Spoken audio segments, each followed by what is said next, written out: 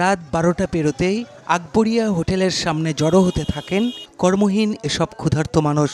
কেননা এখানে ১১৪ বছর ধরে প্রতি রাতে একবেলা ভালো মানের খাবারের ব্যবস্থা করে হোটেল কর্তৃপক্ষ। হোটেল প্রতিষ্ঠার পর ব্যবসার আয় থেকে অভাবী মানুষদের মাঝে নতুন করে রান্না করা খাবার বিতরণ শুরু করেন প্রতিষ্ঠাতা মরহুম আকবর আলী, যা বর্তমানেও ধরে রেখেছেন উত্তরাধিকারীরা। ভাসমান মানুষ, ভিক্ষুক, ছিন্নমূল মানুষের পাশাপাশি শহরে অবস্থানরত নিম্ন আয়ের সব মানুষের মাঝে বিনামূল্যে এই খাবার বিতরণ করা হয়। হরতাল, অবরোধ বা প্রাকৃতিক দুর্যোগে হোটেল বন্ধ থাকলেও খাবার বিতরণ বন্ধ হয়নি কোনোদিন। আমরা এখানে আসি, অত্র এলাকার সাধারণ অস্বল্প আয়ের মানুষ, অনেক সময় হয় না, অনেক সময় নিয়ে যায়, এখান থেকে খায়। সবজি দেয়, ডাল দেয়, তরকারি দেয়, গোস্ত তরকারি দেয়, ভাত দেয়। আজকে নাহলে 20 বছর ধরে খাই।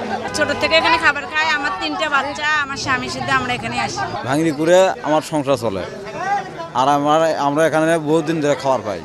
রাত্রিকালীন গরিব অসহায়দের খাবার খাওয়ানো সহ বিভিন্ন মানব সেবায় আকবরিয়ার কর্মকাণ্ডের প্রশংসায় পঞ্চমুখ সারা দেশের মানুষ।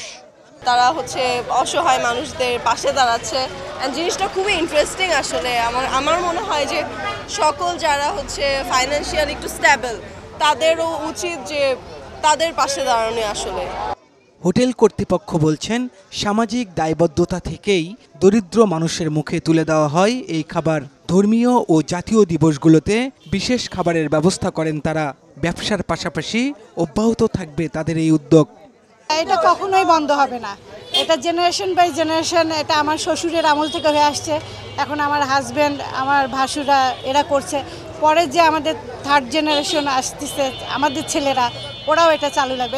১৯১১ সালে বগুড়া শহরের থানা রোডে আকবরিয়া হোটেল প্রতিষ্ঠা করেন আলহাজ আকবর আলী। তার নামানুসারেই এই হোটেলের নামকরণ করা হয়েছে আকবরিয়া গ্র্যান্ড হোটেল।